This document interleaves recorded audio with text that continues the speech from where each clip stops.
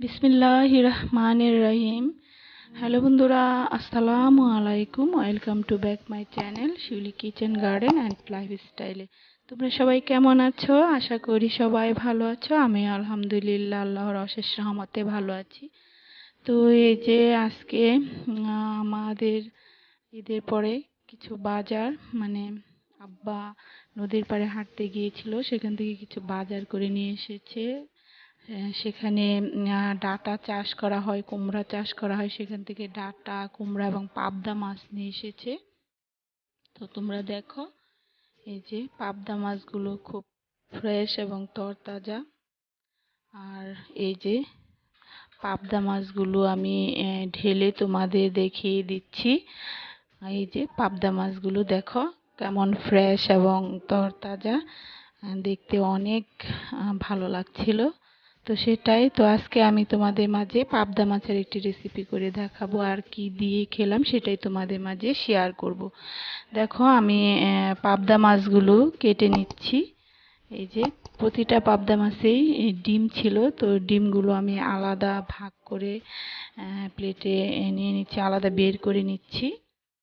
তো এই যে পাবদা মাছগুলো কেটে নেওয়া শেষ, আমি পরিষ্কার করে ধুয়ে নিয়েছি। আর এখানে আজকে আমি ভাজা করব, চিচিঙ্গা ভাজা করব, সাথে আলু মিক্সড করে, সেটাও আমি তোমাদের সাথে শেয়ার করছি।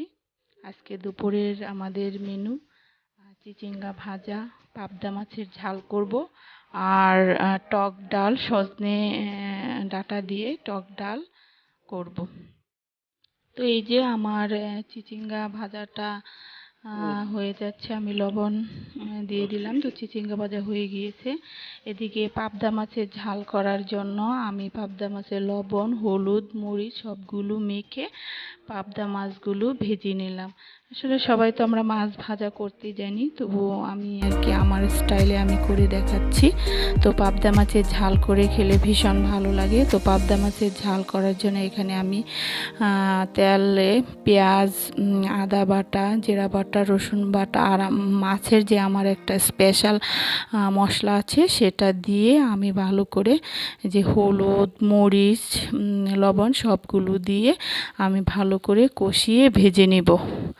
তো বন্ধুরা দেখতে থাকুন আমার পাবদা মাছের ঝাল। তো আমি এই যে লবণ দিয়ে দিলাম, আর সবগুলো মশলা একে একে সবগুলো আমি দিয়ে দিব, দিয়ে ভালো করে কষিয়ে নেব। আর এই যে আমি এখানে 2টা টমেটো কেটে দিয়েছি, কাঁচামরিচ ফালা করে দিয়ে দিয়েছি, এটা ভালো করে কষিয়ে নেব। এই যে পাবদা মাছের ঝাল রান্না করার জন্য মশলাটা একদম পারফেক্ট রেডি হয়ে এসেছে। দেখেন তেলটা উপরে ভেসে উঠেছে। এখন এতে আমি ফ্রাই করা মাছগুলো দিয়ে দিব। তো এই যে ফ্রাই করা মাছগুলো দিয়ে ভালো করে মিক্সড করে নেব। এই যে একে একে পাবদা মাছগুলো আমি দিয়ে দিচ্ছি। তো বন্ধুরা, পাবদা মাছের ঝাল রেসিপিটা খেতে ভীষণ ভালো লাগে, এটা আপনারা একবার হলেও বাসায় ট্রাই করবেন। আর এই যে আমি সবগুলো মাছ একে একে দিয়ে এখানে আমি ভালো করে ঝোল দিয়ে মিশিয়ে পাবদা মাছের ঝালটা রান্না করে নেব। তো বন্ধুরা, এই যে শুরু থেকে এ পর্যন্ত যারা আমার এই ছোট্ট চ্যানেলটার পাশে আছেন তাদেরকে অসংখ্য অসংখ্য ধন্যবাদ। আর এখনও যারা আমার এই চ্যানেলটাকে সাবস্ক্রাইব করেনি তারা প্লিজ আমার এই ছোট্ট চ্যানেলটাকে সাবস্ক্রাইব করে আমার পাশে থাকবেন, আমি যেন সামনের দিকে দ্রুত এগিয়ে যেতে পারি। আর ভিডিওটি ভালো লাগলে অবশ্যই একটি লাইক দিবেন। এই যে আমার পাবদা মাছের ঝাল হয়ে গিয়েছে।